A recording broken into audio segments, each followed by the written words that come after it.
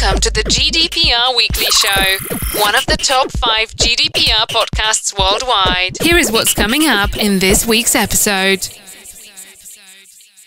Welcome to episode 143 of the GDPR Weekly Show. And coming up in this week's episode, we begin with news of a data breach at Amazon, which has exposed product fake reviews. We then travel to Norway, where Disqus GDPR breaches exposed general concerns around GDPR and third-party plugins on websites. We then return to the UK, where a security breach has been discovered in the NHS Covid19 vaccination booking website. And staying with Covid19, we travel across to Northern Ireland, where Guinness has launched a Raising the Bar initiative, providing free Covid19 tracking apps to Northern Ireland pubs and bars. We then travel to Hungary, where a healthcare provider has been fined £25,000 for use of unencrypted Excel spreadsheets to transfer data from one site to another. And then in the week which is World Password Day, we have news that Google is encouraging all users to use two-factor authentication. Back to the UK, and the ICO has announced consultation on new UK Standard Contractual Clauses. And remaining in the UK, the Home Office has changed its employee sponsors guidance on what documents need to be retained if sponsored applicants are employed by a company. We then look at some surveys which show conflicting evidence on the risk to data from home working and hybrid working. We then have the result of a survey into the way that people prefer to pay and find that PayPal comes out on top. We then travel to Lancashire with news that Chorley Council has suffered a data breach. And we then travel to Florida, where the Brevard School Board has suffered a data breach. And then finally this week we travel to Kazakhstan, which has introduced new data protection laws based on the fundamentals of GDPR. So as always, a good mix of articles for you this week. We hope you find the articles useful and informative. As always, if you have any feedback for us, please don't hesitate to email us at feedback@gdprweeklyshow.com. We do read every single piece of feedback we receive, and wherever possible we incorporate your suggestions for improvements into the show. Unfortunately, due to the volume of feedback which we receive, it's not always possible for us to respond to each piece of feedback individually.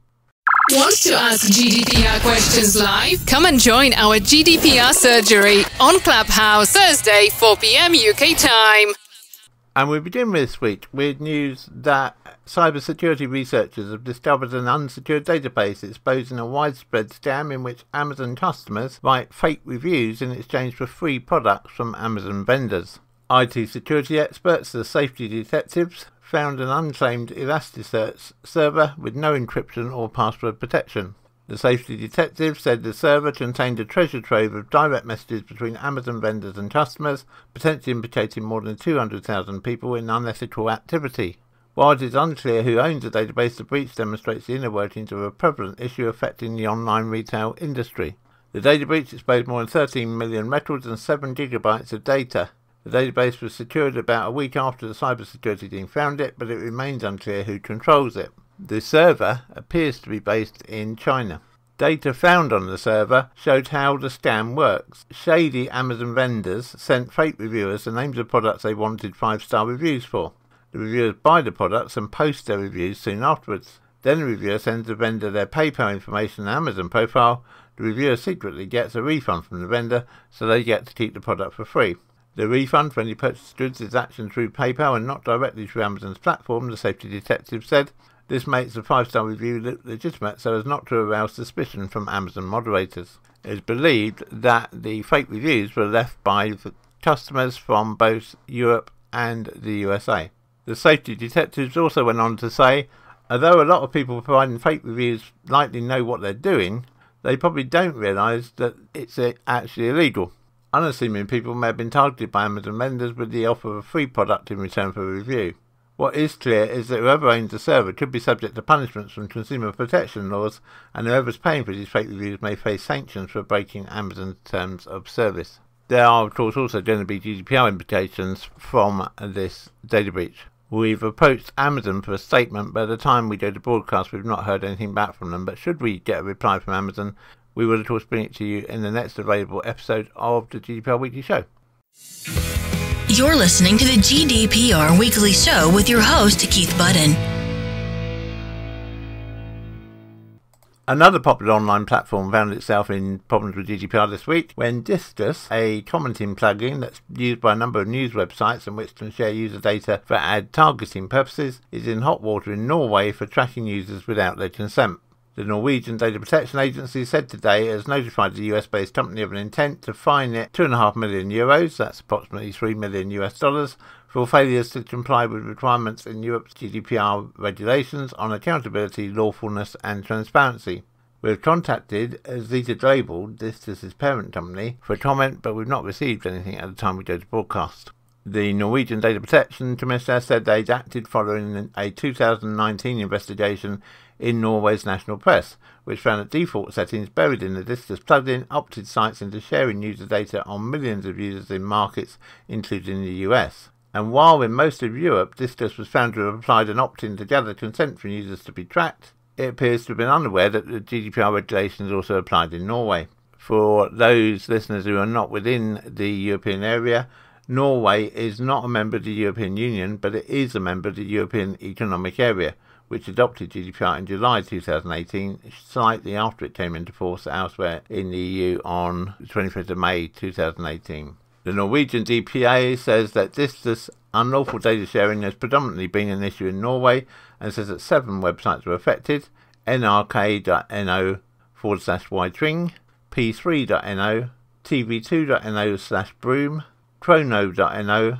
addresser.no, rights.no and document.no. The DPA's Director General, Bjorn Erik Thon, said Disqus has argued that their practices could be based on legitimate interest balancing tests as a lawful basis, despite the company being unaware that GDPR applied to data subjects in Norway. Based on our investigation so far, we believe that Disqus could not rely on legitimate interest as a legal basis for tracking across websites, services or devices, profiling the disclosure of personal data for marketing purposes, and that this type of tracking would require consent. Our preliminary conclusion is that Disqus has processed personal data unlawfully. However, our investigation also discovered serious issues regarding transparency and accountability.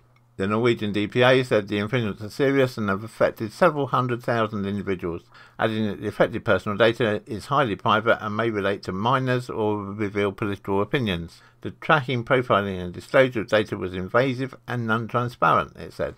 The DPA has given Disqus until May the 31st to comment on the findings ahead of issuing a final decision.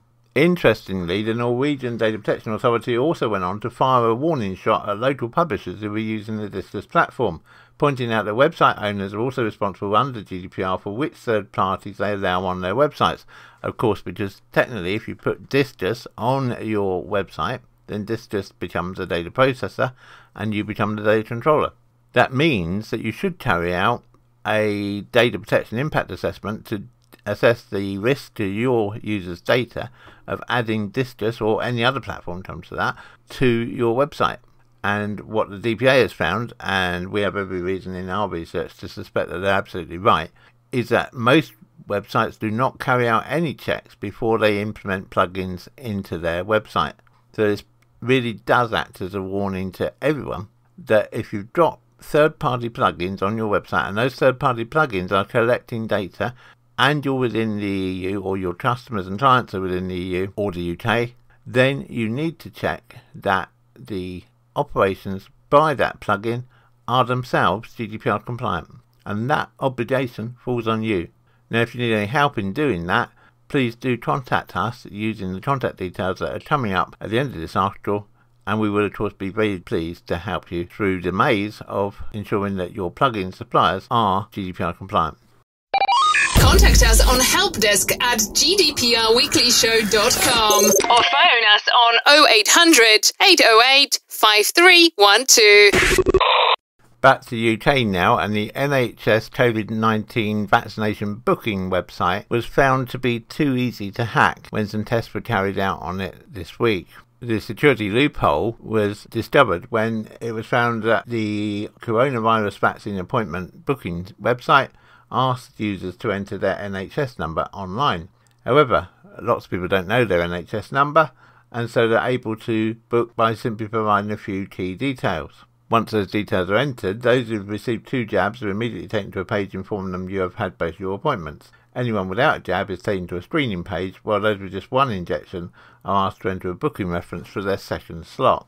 It means that with this limited information about an individual, it's possible for others to find out personal medical information. Campaigners have warned the system could be exploited by rogue employers to find out which of their staff have been vaccinated. It's understood that the information required to be entered, as well as your name, is the date of birth and the postcode, but both of these are also obtainable from other sources. Obviously, your employer is quite likely to know your date of birth and your postcode, and equally, the information can be found out from third parties by, for instance, checking the local electoral register. If they already know your date of birth, then they can get the postcode for your address, and hey presto, they're into the data, and of course that's a significant data breach. A spokesperson for the National Data Guardian for Health and Social Care, which regulates the use of medical data, said it had been contacted by some people who were worried at the lack of privacy on the NHS website. It confirmed that the National Data Guardian had made contact with NHS Digital to relay the concerns, and NHS Digital were taking action to close the loophole. The National Data Guardian, in a statement, said the NDG has contacted the organisations which run the website to ensure that they are aware of the concerns that have been raised and will discuss with them the twin and important aims of protecting confidentiality whilst maintaining easy access to vaccinations for the public.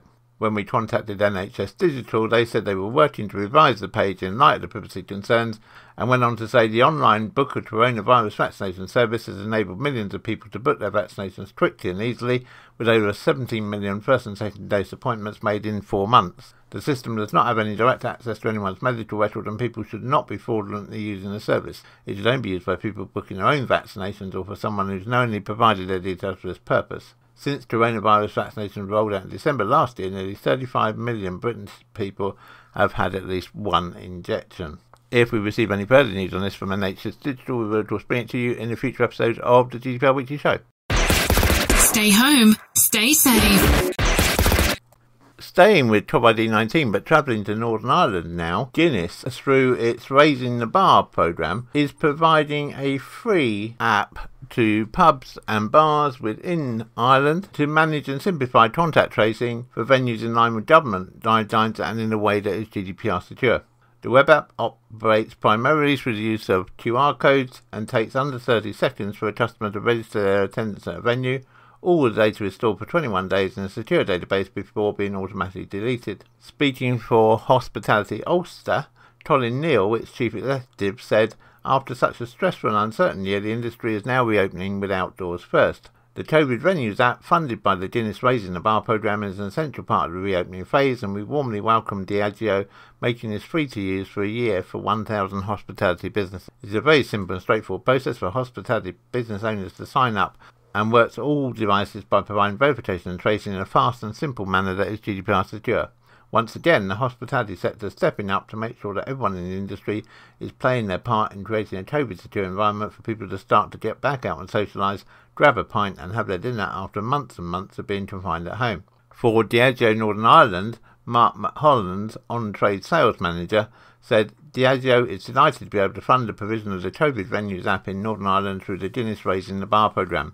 It's really quick to get your venue registered, and we hope that it makes reopening just a little bit easier in the weeks ahead, knowing that all customer details are being securely collected in line with the Test, Trace, Protect contact tracing programme. The app is free for 12 months from initial sign-up. Venues can sign up quickly and easily by going to https://diageo.oqlist.co.uk/intro to register your venue on the COVID Venues app. The Guinness Raising the Bar Fund has been available since June 2020 to assist pubs across Ireland to safely reopen and welcome back their customers. Any pub that registers with the programme can request a free reopening essentials kit, including 25 litres of hand sanitizer, serving trays, uniforms and takeaway cups.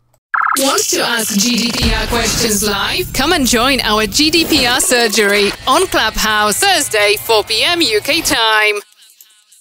To Hungary now, and the Hungarian National Authority for Data Protection and Freedom of Information, the NAIH, has imposed a £25,000 fine on the 11th District Public Health Department of the Government Office of the capital city Budapest for failing to apply data security measures commensurate with the risks entailed in processing health data when it transmitted an Excel file containing a database of health and contact information to general practitioners. According to NAIH, the data breach was linked to the following factors: The sender did not sort information according to each general practitioner's district, enabling doctors to see the personal data of both their patients and patients under the care of other doctors. The transmitted file lacked access protection or encryption to guarantee confidentiality, and the file was sent by way of simple emails that could be viewed by anyone.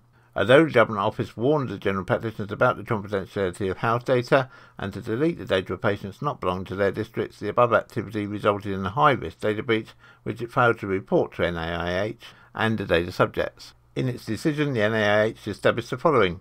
The data breach resulted from the Government Office's failure to implement appropriate technical and organisational measures to safeguard the confidentiality of house data during the transmission. The sender should have sorted the personal data on a district-by-district basis before transmission, thus ensuring that general practitioners should only access the data of patients in their own districts and not those of other patients, even if urgent action was necessary, and the lack of security measures may have resulted in personal data being disclosed to recipients who were entitled to access a fraction of the data, i.e. only the data applicable to each doctor-patient relationship. Therefore, there was a direct causal link between the lack of adequate security measures and unauthorised access to the data. In the course of its risk assessment, the NIH stated that the processing of a large quantity of house data or processing that could lead to identity theft or misuse should be considered a fundamental risk. However, a broad range of data was contained in the Excel file, which made each patient identifiable. The data could even be used to make a significant diagnosis for a person being treated. Hence, the data breach in the absence of security measures with such sensitive and highly accurate house data should be considered high risk. These risks remain even if the information is only disclosed to addressees bound by professional secrecy, since once the data has been sent, the data controller has no control over the information. The fact the recipients were asked to keep the data confidential or to delete it reduced the risk in some ways, but did not eliminate it completely. Risk was increased by the fact that the Excel file was not protected by any access protection or encryption measures that would have reduced the risk of the data being accessed only by authorised persons. The transmission of data by email without any additional safeguards poses a serious risk to the privacy of data subjects and thus does not meet the level of security commensurate with the risk posed by high-risk processing in this case. They continued that in their view the data controller did not properly assess the risk of the incident and could not have fulfilled its obligation to notify NIH and the data subjects. In the NIH's view, if the Government Office had separated data by districts and provided password protection with the password sent to a separate channel, there would have been no breach of data security and no corresponding data protection incident. From the point of view of protection of the fundamental rights of natural persons, including personal data, the NIH concluded that the emergency situation caused by Covid19 outbreak should not be a complete exemption from the need to comply with GDPR. So this clearly indicates a very simple situation which occurs all too often where people just transfer data by attaching a Excel spreadsheet to an email. Please don't do it. Please make sure that any data that you send is encrypted, or preferably that you store the data in a secure central location, i.e. on the cloud, and then give only selected people access to that data. Again, if you need any help with this, then please do just reach out to us and we'll be delighted to help you using the contact details that are coming up right now. Contact us on helpdesk@gdprweeklyshow.com or phone us on 0800 808 5312. This week saw World Password Day, and in connection with World Password Day, Google has announced that it intends to enrol all users in its two-step verification, 2S3, provided their accounts are appropriately configured. While Google has offered two-step verification since 2011, text and email notifications have been expanded to allow the use of Bluetooth keys and more recently the use of Google Prompt. We always strongly recommend the use of two-factor authentication wherever you can, so we welcome this move from Google. For Google Access, Android devices work as a security key, prompting you to confirm that it's you logging in on another device. Meanwhile, iOS users can download the Google Smart Lock app from the App Store to allow iPhones to work in the same way. Now, of course, we recommend the use of two-factor authentication and indeed the use of strong passwords, and in that sense there's a lot of merit to be gained from using a password manager such as LastPass, Apple Keychain or Google Password Manager.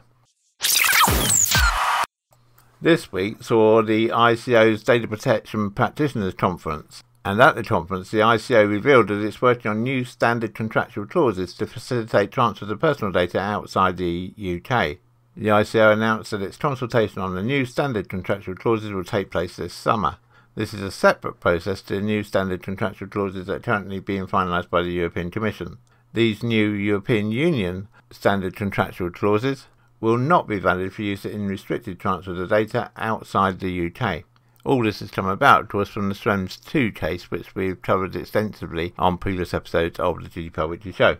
What's not yet clear is how the UK Standard Contractual Clauses will differ from the new EU Standard Contractual Clauses. It seems unlikely that there'll be any substantial differences, but of course until we see them, it's impossible to know. Once they've been approved, organisations will have a year in which to swap from the existing Standard Contractual Clauses to the new UK Standard Contractual Clauses. We will of course keep an eye out for these new draft Standard Contractual Clauses from the ICO, and once we have them, we will study them and bring you some guidance here on the GDPR Weekly Show. You're listening to the GDPR Weekly Show with your host, Keith Budden. Remaining here in the UK, the Home Office has clarified UK employers' document retention obligations for historic Tier 2 general applications where a resident labour market test, RLMT, was required. Employers are no longer required to retain copies of CVs of unsuccessful candidates or an HR vetting profile showing why each responding settled worker was considered unsuitable by reference to advertised criteria. Document retention obligations are now limited to details of any advertisements placed, including a screenshot, printout or photocopy of the advert, or a record of the text of the advert, and information about where the job was advertised, for example, which websites and for how long. You also need to retain a record of the number of people who applied for the job and the number of people shortlisted for interview or the other stages of the recruitment process, obviously only the numbers, not the identities of the respondents. And at least one other item of evidence or information showing the process used to identify the most suitable candidate, including a copy or summary of the interview notes for the successful candidate, a list of common interview questions used for all candidates as part of the selection process, brief notes on why the successful candidate was selected and why other candidates were rejected, information about any scoring or grading process used to identify the successful candidate, and any other written information or evidence. As part of any future audit, the Home Office would not be entitled to request additional RLMT evidence. If you are using workers where RLMT applies, then it's very important that you do document these requirements within your GDPR document retention schedule. Some interesting conflicts in statistics this week when the FCA, the Financial Conduct Authority, reported that its data breach reports, i.e. data breaches reports it had received from members of the FCA, had decreased by 30%, despite other evidence showing that across the UK as a whole, cyber incidents had increased by 56%. So it does seem a little strange that the FCA thinks it's seeing a significant drop in the number of data breaches reported, whilst other evidence would suggest the number of data breaches is increasing, admittedly though not just across FCA members but across the whole business community. And so it seems an appropriate time to consider the risks associated with workers either working fully from home or working in a hybrid situation where they're working a few days a week at home and a few days a week in the office, which other evidence is suggesting is going to become an increasingly popular choice of employees across various sectors in the UK and of course across the EU and probably the rest of the world. A survey conducted by Apricorn showed that 35% of UK IT decision makers admitted that their remote workers have already knowingly put corporate data at risk of a breach in the last year. This is especially concerning given that over 1 in 10 of those surveyed also noted that they either have no control over where the company data goes or where it's stored, and that their technology does not support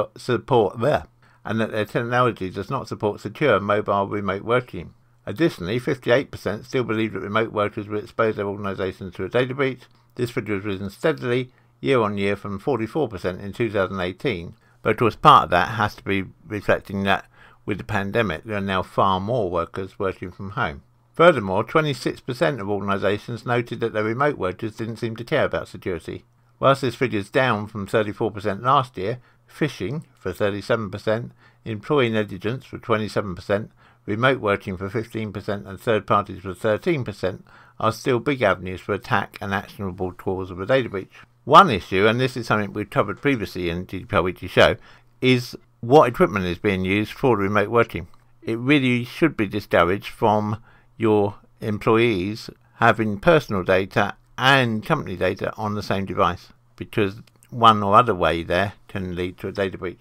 Interestingly, in the same survey, 32% of organisations said that mobile remote working made it harder to comply with GDPR.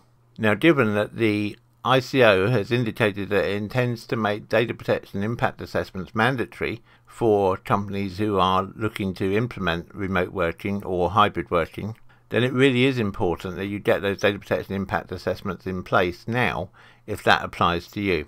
We here at the GDPR Weekly Show are currently conducting a number of data protection impact assessments for our clients, and if you'd like us to conduct a data protection impact assessment for you, then all you need to do is contact us using the contact details which are coming up right now. Contact us on helpdesk@gdprweeklyshow.com or phone us on 0800 808 5312.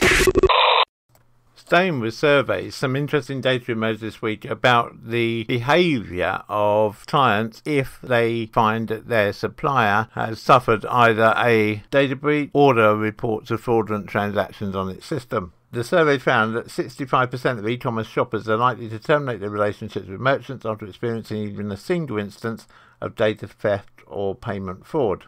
Consumers expect their transactional data to be kept private, and they're unforgiving of merchants who they perceive as being responsible for data breaches and hacks. And even a single instance of fraud or data theft after a transaction makes consumers leave that merchant for other merchants. In perhaps a sign that consumers are becoming more aware of the risk to their data, 71% of those surveyed said that rather than opt for a merchant site to store their credit card details, they would rather input their credit card details each time they use that merchant. But there is definitely also a shift towards digital wallets, with 68% of those surveyed saying that they would, if they could, use PayPal, Google Pay or Apple Pay, with PayPal being by far the more common. When asked why they preferred PayPal, reasons range from it being easy and convenient to use, it being fast, there was less risk of data being stolen, if there was an issue, they knew they could get their money back, and they overall felt there was less risk of fraud if they were using PayPal as opposed to another payment method. Want to ask GDPR questions live? Come and join our GDPR surgery on Clubhouse Thursday, 4 p.m. UK time. To Lancashire now, and Chorley Council has been accused of a data breach involving thousands of residents. Chorley Council says that it has already reported itself to the Information Commissioner's Office, the ICO, over the issue. The council says it took immediate action after being told confidential details involving complaints made by the public were visible on its website and have been for the last 8 years. The authority insists, however, that no payment details could be accessed and the risk to the public was low. But the man who raised the alarm has claimed that Chorley Council officers have failed to notify those whose information was available online, saying that they were too busy with the election. I would have at least expected them to have informed everyone whose details were on show by now, but they haven't, said the resident who asked not to be named. They quickly closed down the link and they have reported themselves to the ICO, but people need to know if they'd been affected. It's understood that simply by clicking on a simple link, it was possible to view 109 pages of data which should have been confidential.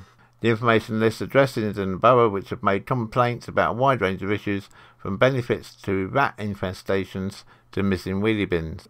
In a statement, Chorley Council Chief Executive Gary Hall said, "After undertaking a review of the functionality, we are satisfied that only the addresses of users would have been available to view through a targeted link sent directly to the relevant customer.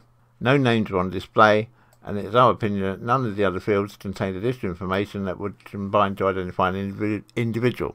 Furthermore, no payment data could be accessed. This functionality was actually introduced to benefit residents by enabling them to view the progress of service requests they had raised with us in a simple way, avoiding the need for them to log in or create an account.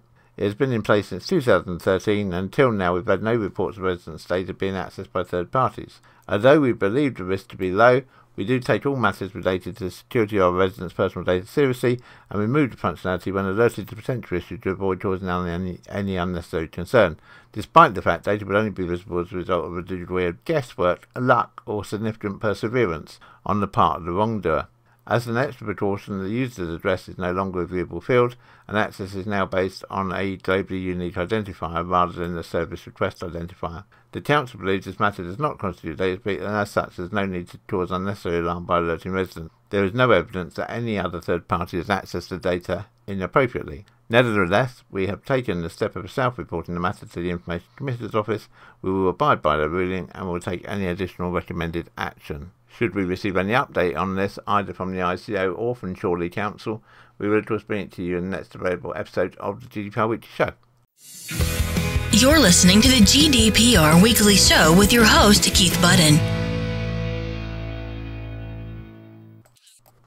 To Florida now, it's reported that cyber criminals potentially accessed data of 10,000 people in the Brevard School Board data breach. Cyber criminals could have accessed the identifying information of about 10,000 people last year through the email accounts of 12 Brevard County School Board employees, a school district spokesperson said on Friday.